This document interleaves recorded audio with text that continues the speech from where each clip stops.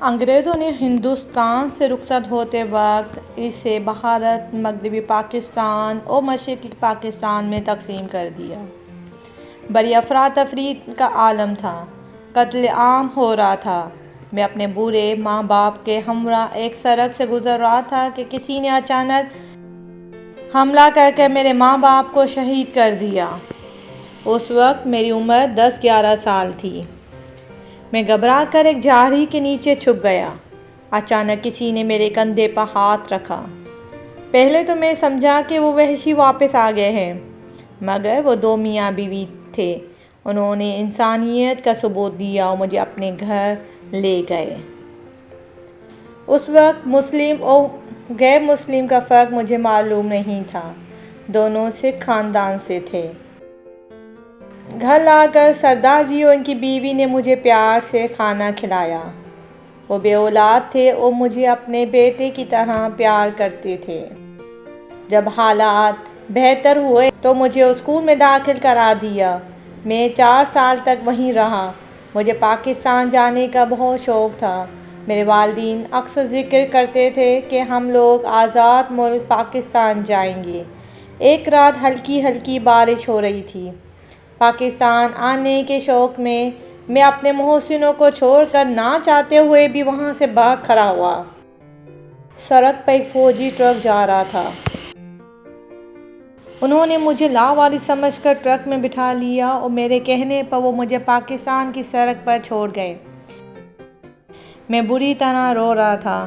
رات کے اندھیرے میں سڑک سے گزر کر ایک گاؤں میں آ گیا جہاں ایک بوڑھی عورت نے ترس کھا کر مجھے اپنے گھر پناہ دی۔ بوڑھی عورت کے پاس کچھ عرصہ گزارنے کے بعد میں لاہور آ گیا اور ایک دکان پر ملازمت کر لی۔ اس دکان پر ملازمت کرتے ہوئے مجھے کئی سال ہو گئے تھے۔ ایک دن 2 میاں بیوی اس دکان پر کچھ خریداری کے لیے آئے تو انہوں نے مجھ سے میرا نام پوچھا۔ مجھے اپنا نام خود معلوم نہیں تھا۔ میرے اصل والدین مجھے نوشا کہہ کر پکارتے تھے، شاید پورا نام نوشاد ہو۔ جب میں سکھ خاندان میں آیا تو وہ مجھے بالاجی کہتے تھے۔ میں سوچ میں پڑ گیا اور میں نے اپنا اصلی نام نوشا بتایا۔ بوڑھی عورت مجھے غور سے دیکھ رہی تھی۔ اس نے اپنے میاں کے کان میں کچھ کہا۔ ایسا معلوم ہوتا تھا کہ وہ مجھے پہچاننے کی کوشش کر رہے تھے، مگر میں انہیں پہچان نہیں پا رہا تھا۔ آخر بوڑھی عورت نے کہا، تم بالاجی تو نہیں ہو؟ میں بالاجی کا نام سن کر ڈر گیا۔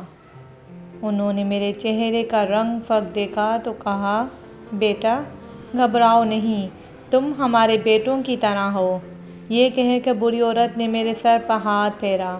ان کے شوہر نے بھی گلے لگایا اور بہت دیر تک پیار کرتے رہے۔ انہوں نے بتایا کہ جب تم چھوٹے تھے اور اپنے والدین کے قریب بیٹھے رو رہے تھے تب ہم ہی تمہیں اپنے گھر لے گئے، مگر تم پاکستان آنے کے لیے بے قرار تھے، پھر تو میں بھی ان سے چمٹ گیا۔ دونوں میاں بیوی نے بتلایا، تمہارے جانے کے کچھ عرصے کے بعد ہم نے بھی پاکستان آنے کا فیصلہ کر لیا۔ ہم اپنا ذاتی مکان فروخت کر کر پاکستان آ گئے۔ اللہ کا شکر ہے آج تم ہمیں مل گئے۔ یہاں آ کر ہم نے اسلام قبول کر لیا۔ میری خوشی کی کوئی انتہا نہ تھی۔ اب میں انہی کے گھر رہنے لگا۔ ان کی مرضی سے شادی کی۔ میں نے ان سے درخواست کی کہ وہ اس بات کا علم کسی کو نہ ہونے دیں کہ وہ میرے اصلی ماں باپ نہیں ہیں۔ انہوں نے مجھ سے ہمیشہ اپنی اولاد کی طرح رکھا، مرتے دم تک اپنا بیٹا ہی کہتے رہے۔ میں ان کے احسانات کو کبھی نہیں بھلا سکوں گا۔ بچے بڑے ہو گئے۔ آخر ایک دن میں نے اپنے بچوں کو حقیقت بتا دی کہ تمہارے دادا دادی سگے نہیں تھے۔ بچے حیران ہو کر دیر تک انہیں سلام عقیدت پیش کرتے رہے۔